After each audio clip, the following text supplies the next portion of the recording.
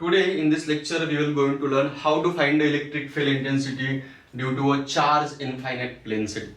तो यहाँ पर हम एक इनफाइनाइट प्लेन शीट की वजह से एक पर्टिकुलर पॉइंट पर कितनी इलेक्ट्रिक फील्ड आएगी उसका डेरिवेशन क्या होगा उसका हम एक्सप्रेशन निकालने वाले। चलो स्टार्ट करते हैं। सबसे पहले यहाँ पर मैं अज्यूम कर रहा हूँ कि हमारे पास एक प्लेन शीट है। Let us consider a plane sheet. Let अस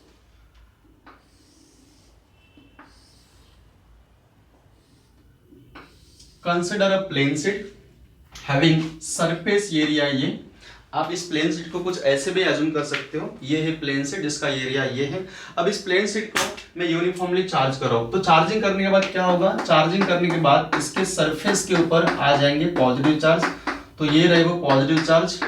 ये पूरे चार्ज मिला के मान लो इस सरफेस के ऊपर प्लस क्यू चार्ज जमा हो गए। कितने? प्लस क्यू चार्ज, जिसके कारण इसकी जो सरफेस चार्ज डेंसिटी है वो यहाँ पर plus sigma. A plane sheet having area A uniformly charged with surface charge density sigma as shown in the below figure। चलो इस फिगर को पहले नाम देते हैं figure electric field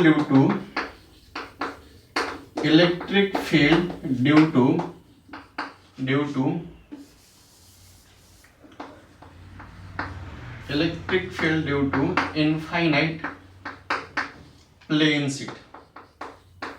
infinite plane sheet. Okay, अब जो भी हमने यहाँ पे डिस्क्राइब किया है, जो भी हमने यहाँ पे लिखा है वो साथ में लिखते जाते हैं। तो यहाँ मैं बोलूंगा the total charge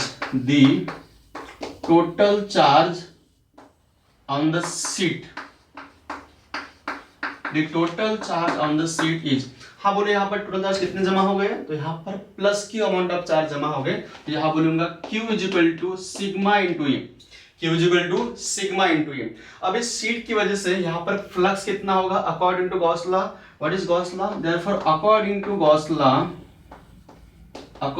Gauss law the flux is how much? What is how much? Phi is equal to Q upon epsilon naught। Phi is equal to always Q upon epsilon naught। What is Q here?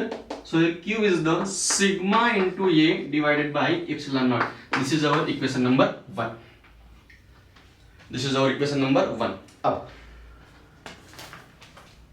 अब मैं ये देख पा रहा हूँ कि यहाँ जो इसका सरफेस है, यहाँ पर भी चार्ज है पॉजिटिव, यहाँ पर भी चार्ज है पॉजिटिव, जिसके कारण इलेक्ट्रिक फील्ड बोथ डायरेक्शन में डाइवर्ज हो रही है। यहाँ पर मैं दिखाऊंगा, ये रहा direction of electric field, right side में, और ये रहा direction of electric field left side में। डायरेक्शन ऑफ इलेक्ट्रिक फील्ड आपको कि ये रहा वो पॉइंट जहां पर मुझे इलेक्ट्रिक फील्ड निकालनी थी। तो यहां मैं Gaussian surface at point P पर निकाल रहा हूं। तो कुछ ये ऐसा शेप बनेगा, ये रहेगा शेप ऑफ गॉसियन सरफेस। ये रहा वो shape of Gaussian surface.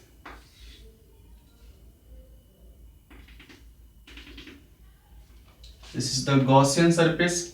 Consider a Gaussian surface in the form of cylinder passing through the point P and P prime as shown in the below figure। अब हम यहाँ पर क्या करने वाले, तो मैं एक छोटा सा हिस्सा ले रहा हूँ। तो ये मान लो यहाँ पर छोटा सा हिस्सा ds बार है, जिसका एरिया वेक्टर क्या होगा, तो एरिया वेक्टर आउटवर्ड और इसी से परपेंडिकुलर। इलेक्ट्रिक फील्ड E बार और वेक्टर एरिया ds बार, इन दोनों के बीच का एंगल यहाँ पर कितना है, तो ये है 0 डिग्री। सिमिलरली यहाँ पर मैं छोटा सा हिस्सा ले रहा हूँ, बोलूंगा इसको ये एलिमेंट्री एरिया ds बार, जिसका डायरेक्शन होगा ऑलवेज आउटवर्ड और उसी से परपेंडिकुलर। तो यहाँ भी एंगल कितना होगा, तो ये होगा theta is equal to 0 degree. अब यहाँ जो शेप ऑफ गॉसियन सरफेस, चलो इसको मैं नाम देता हूँ, ये है गॉसियन सरफेस।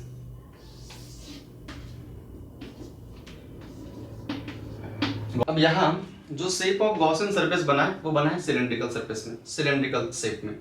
तो सिलेंड्रिकल शेप में जनरली 3 सरफेस रहते हैं, 2 रहेंगे फ्लैट सरफेस और एक रहेगा कर्व सरफेस। तो ये रहा वो कर्व सरफेस और ये रहे वो 2 फ्लैट सरफेस। तो मैं ये देख पा रहा हूँ कि इलेक्ट्रिक फील्ड का डायरेक्शन यहाँ पर राइट साइड में है और यहाँ पर लेफ्ट साइड में है, और ये रहा वो कर्व सरफेस। इसका एरिया वेक्टर क्या होगा, ऑलवेज इससे आउटवर्ड और परपेंडिकुलर डायरेक्शन में। Area vector due to this curve surface is outward और उससे परपेंडिकुलर। अब ये एरिया वेक्टर इस इलेक्ट्रिक फील्ड के साथ परपेंडिकुलर है। अब यहाँ पर थीटा कितना होगा, थीटा यहाँ पर होगा 90 डिग्री। अगर थीटा आपका 90 डिग्री है, इसका मतलब यहाँ पर cos 90 कितना होगा, तो cos 90 यहाँ पर 0 होगा। तब यहाँ पर फ्लक्स कितना होगा, यहाँ पर flux due to this curve surface ये आपको 0 मिलेगा। कर्व सरफेस यहाँ पर फ्लक्स में अपना कोई भी कंट्रीब्यूशन नहीं देगा। आपको जो यहाँ पर मेनली फ्लक्स मिलने वाला है वो मिलने वाला है due to this flat surface. तो यहाँ मैं लिख रहा हूं the flux due to curve surface यहाँ पर कितना है, तो ये यहाँ पर 0 है। क्यों? The flux due to curve surface is 0 since यहाँ जो एंगल बन रहा है theta is equal to 90 degree बन रहा है। That's why now the flux due to flat surface, तो यहाँ हम निकाल रहे हैं the flux d phi due to this flat surface. अब यहाँ पर फ्लैट सरफेस कितनी है, तो ये पॉइंट P और पॉइंट P प्राइम पर the flux d phi due to the flat surface कहां से पास हो रहा है, तो passing through the point P and P prime is.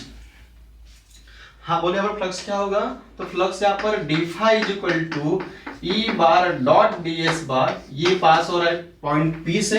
The flux due to point P prime is E bar dot ds bar, ये P prime से, ये वाला P प्राइम से।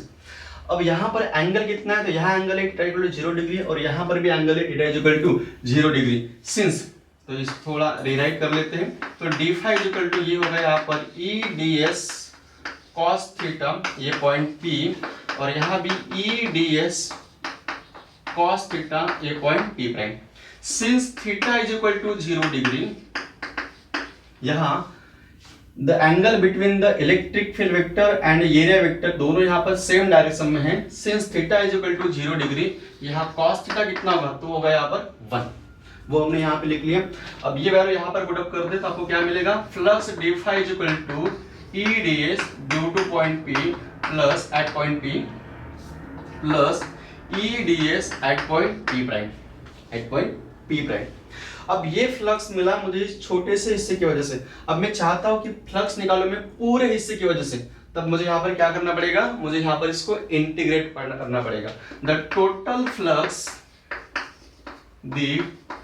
फ्लक्स इज, हाँ बोले यहाँ पर phi is equal to, after integrating phi is equal to close integral of E into ds at point P plus close integral of E into ds at point P prime. Electric field uniform होने की वजह से, constant होने की वजह से electric field बाहर निकालता हूं मैं, तो यहाँ phi is equal to E into close integral of ds, ये रहा वो point P plus electric field यहाँ पर यूनिफॉर्म है तो इसको बाहर निकालो, close integral of ds at point P prime. Now since close integral of ds ये है एरिया ऑफ गॉसियन सरफेस, और हमने ये अज्यूम किया कि ये एरिया ऑफ गॉसियन सरफेस यहाँ पर बना है, मान लो कैपिटल E, तो यहाँ पर क्या आएगा फाइनली इसका एक्सप्रेशन, तो यहाँ पर capital E be the area of Gaussian surface. अब ये वैल्यू हम यहाँ पर पुट अप करते हैं तो क्या मिलने वाला हमें, तो phi is equal to E into A plus E into A, how much, 2E है, therefore phi is equal to 2 into E into A. ये हमारा इक्वेशन नंबर 2। अब इन दोनों फ्लक्स को हम इक्वेट करते हैं, ये फ्लक्स इक्वेशन नंबर 1 और वो रहा flux equation number 2। So from 1 and 2 we get, हाँ बोलो आपको यहाँ पर क्या मिलने वाला है, तो 2 into A is equal to sigma A divided by epsilon naught. I think यहाँ पर ये गेट कैंसिल हो जाएगा, तो finally this electric field is equal to sigma upon 2 epsilon naught, and this is the required expression for electric field due to charge infinite plane sheet. यहाँ इस equation से एक बात समझने वाली है कि electric field due to infinite plane sheet ये इंडिपेंडेंट ऑफ डिस्टेंस है, ये डिस्टेंस के ऊपर डिपेंड नहीं कर रहा है, ये सिर्फ डिपेंड कर रहा है किसके ऊपर, तो surface charge density, surface charge density, that's it.